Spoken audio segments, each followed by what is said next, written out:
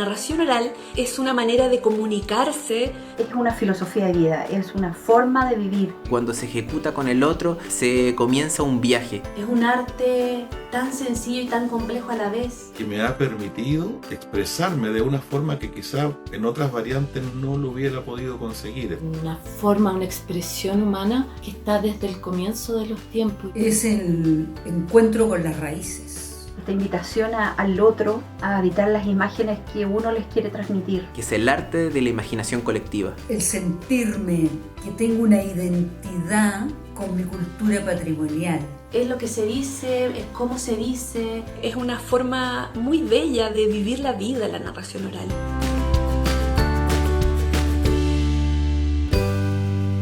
Mi amor por la narración oral nació el año 2009.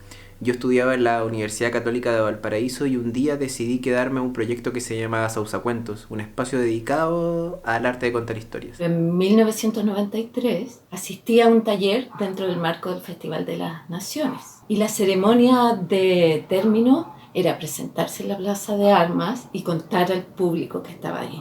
Y yo creo que ahí fue que me enamoré de la narración oral. Yo creo que desde toda la vida he reconocido que esto de contar historias va mucho conmigo. Desde siempre narradora oral, cuentera.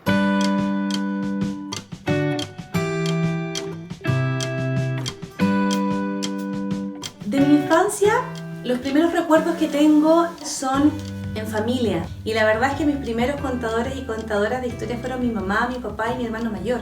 Mi papá, él nos contaba cuentos cuando chicas. Tenían un montón de libros en mi casa y habían cuentos de todas partes del mundo. De pequeño escuché muchos cuentos, desde mi pariente, mi abuelita especialmente, quien además me dejaba dibujarlos en las paredes, y ese era un privilegio que yo solo tenía. Lo que me llevó a trabajar en la narración fue algo paulatino. Comencé en 2009 a escuchar historias y en 2012 tomé mi primer taller con el colectivo Valparaíso de un Cuento. Y desde entonces, de a poco fui aumentando cada vez mi tiempo dedicado a este arte hasta que ya simplemente me di cuenta que ya era un narrador. Yo siempre sentí que yo soy cuentera. Desde que yo comencé a descubrir este oficio lo sentí como algo muy propio, muy mío. No tuve que tomar una decisión. Y un día me propusieron de una editorial empezar a contar cuentos. Necesitaban a alguien histriónico, dijeron, y yo hacía un espectáculo donde hacía un poco de magia y empezaba a hacer el cuentacuentos. Y ahí yo creo que fue mi mayor entrenamiento, porque empecé a elegir cuentos, a conocer lugares también y a ver de qué se trataba la narración.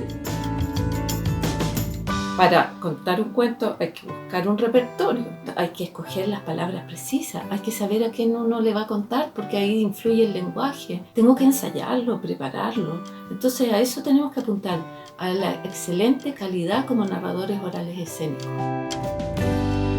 Aprendí a contar historias con distintos maestros y maestras. Desde mi primer maestro en el arte de contar historias hasta cuenteros que he visto en escena y que ni siquiera me sé sus nombres, pero de los que he aprendido infinitamente.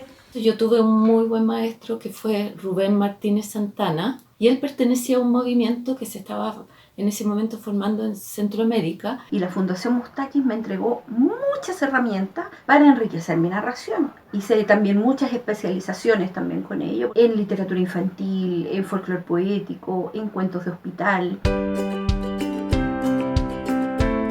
La técnica de narración que utilizo se basa principalmente en el uso correcto de la voz y del vocabulario. Creo que lo más importante de un narrador es que lo que ocurra no ocurra arriba del escenario, arriba de las tablas, sino que ocurra en la imaginación del espectador. Y esa técnica conlleva respetar muy bien la palabra, respetar el silencio y respetar la imaginación del otro. Yo la verdad es que mezclo bastantes cosas. Ocupo mucho el conter mimé, la narración oral escénica. Ocupo también la mezcla entre títeres y narración. Y también hago narración pura. Intento siempre, cuando entrego un cuento, incorporar además elementos del folclore poético. Lo importante es el cuento y no salirse de ahí. Entonces cada elemento que ponga tiene que ser muy matizado, poquito a poquito, para que permitan que el cuento sobresalga.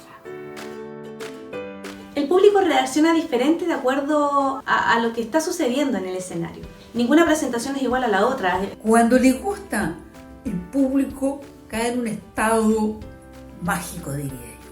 Se produce un intercambio de vivencias de lo que uno va narrando con lo que ellos están escuchando. Cuando el público ve una función de cuentería ocurre una cara muy peculiar que yo le digo que es la cara cuento. Son unos ojos grandes con la boca un poquito abierta y tú ves que la persona se está imaginando todo lo que tú le estás proponiendo. Y los dedos se apagan y se prenden porque yo les digo a los niños que en sus cabezas hay cuentos y que cuando yo me los aprendo los guardo adentro de mi cabeza y después se los cuento a ellos.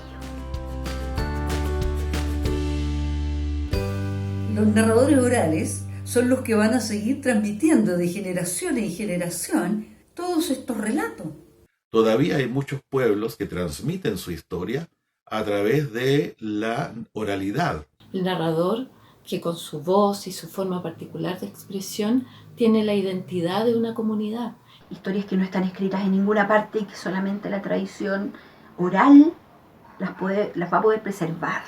Hay tanto que contarnos que yo creo que todos debiéramos ser narradores orales.